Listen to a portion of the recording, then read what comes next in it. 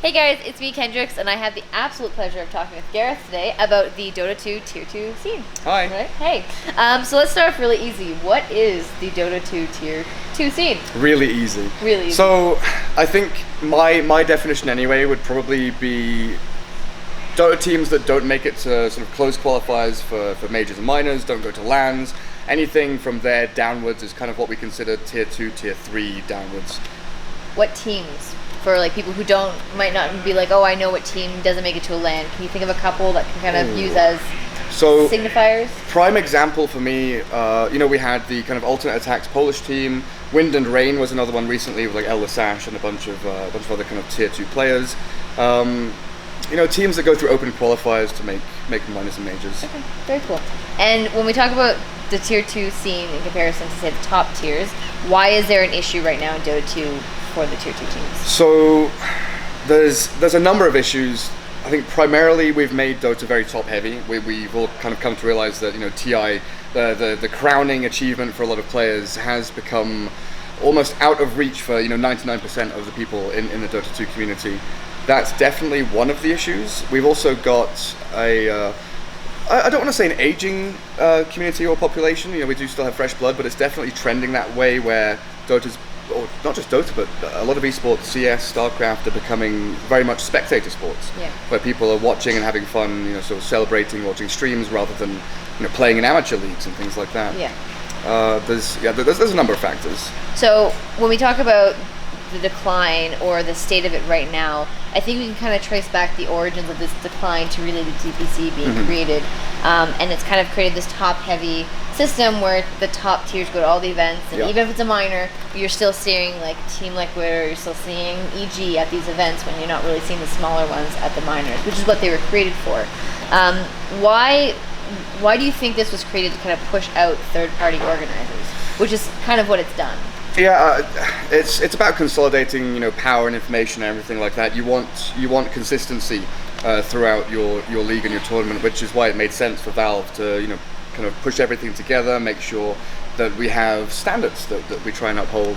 One of the troubles is just schedule. Honestly, there were so many minors and majors. When DPC was released, we had 20 odd tournaments throughout the year, which kind of crushed it for a lot of online or third-party tournaments. But I think it really is just that kind of consistency. Valve want to make sure that their product is going to be as good as they can make it. But the backlash to that is then we're not funding and we're not giving the ability for Tier 3 or Tier 2 teams to kind of move up the system.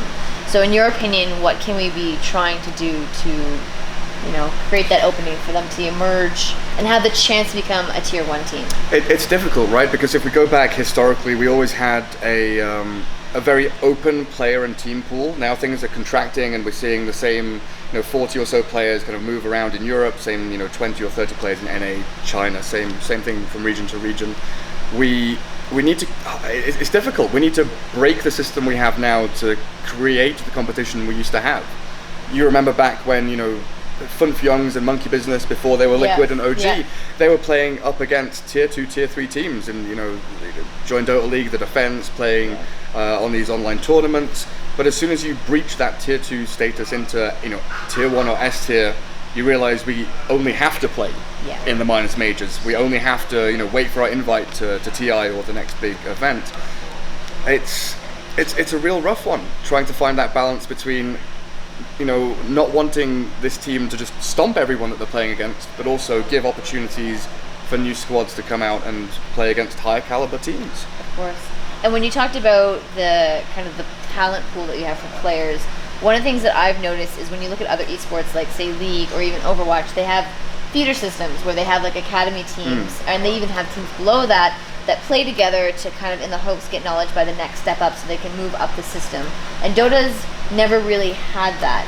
We've never had kind of, not even a league, but just the ability for players to have a feed-in system. Kind of like even in traditional sports, like the OHL kind of thing. Would that be something that we should consider, or is that something that wouldn't work in Dota? It's been attempted a couple of times. Academy teams have popped up. China was probably the biggest proponent of it. They tried a bunch of academy teams, but there was no regulation. Once Ace was out of the Chinese scene and the academy teams started popping up, recently we started hearing about obscene transaction fees for an academy player, talking about $500,000 to transition one player to a team to be put on, from bench to bench, never mind from A team to A team. So, I think Valve needs to, it really does come down to Valve, right? They have to step in, they have to realize that they either need to have full oversight of this or have a panel of people like we had the team, the players come together in some kind of sort of meeting with Valve a couple of years ago, but nothing ever came of that.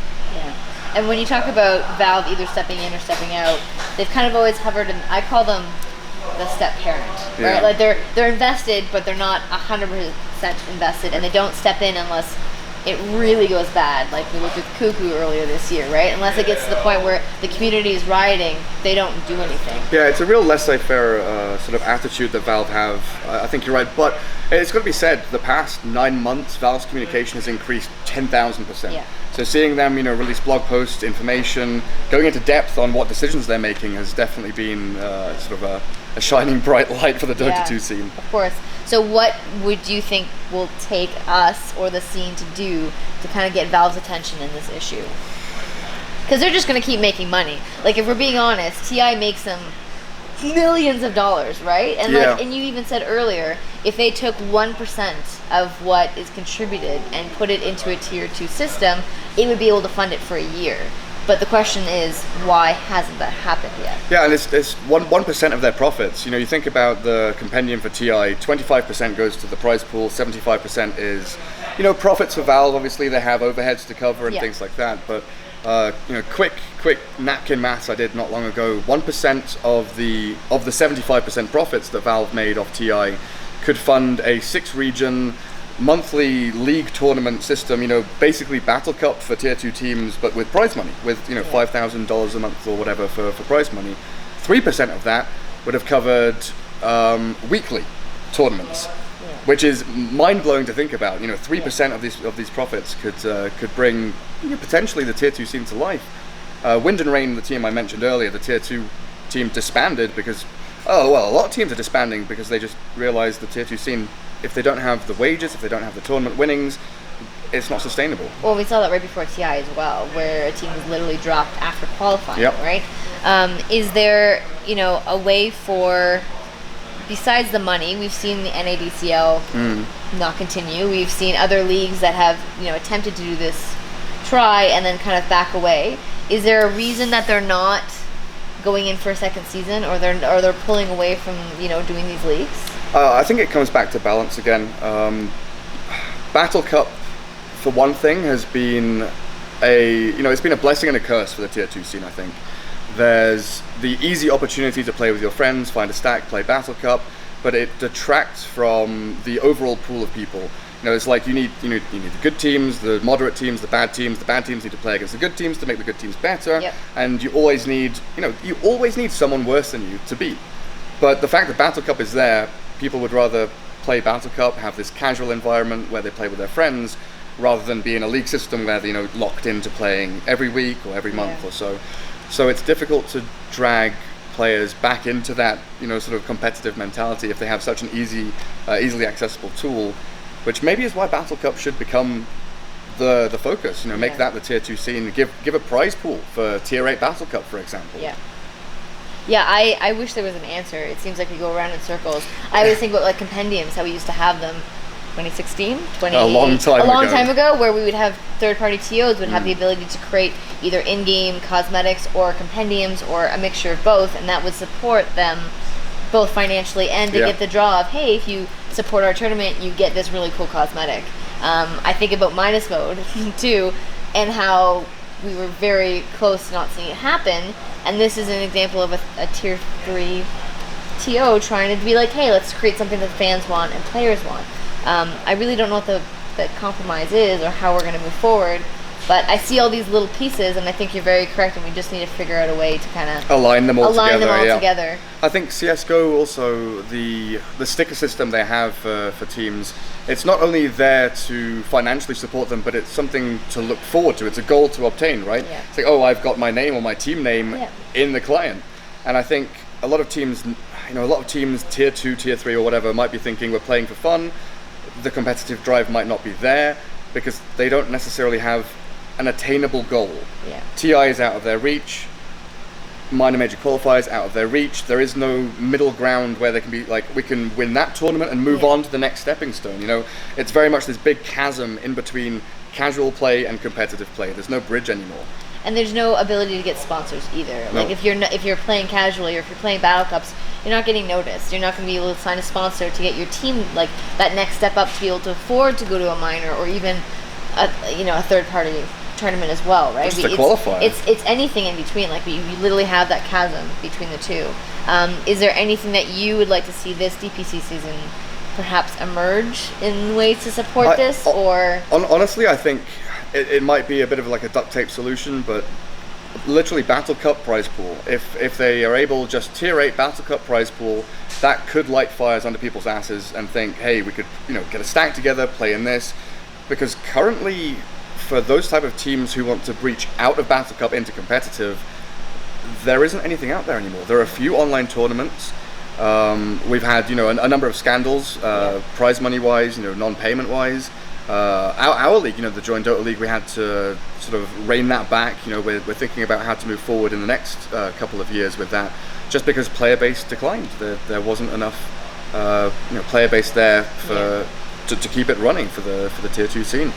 Right now, you're thinking of like RD2L for primary way of playing in a tier 2 environment. I thought they suspended that too. Oh, well, that's news. Well, yeah, there we go. That's another one. Yeah. Fuck me. Yeah, because I was going through research and stuff, and Drunk Soldier on Reddit actually quoted saying the current state of amateur Dota tourneys is more grim than ever with the suspension of the NADCL and the AD2L and many other leagues. I can only think of a very, very small handful of other NA tournaments who are trying to fight through these times. Yeah. So it even sounds like those who are trying are limited in what they can do because they can't do it. Yeah.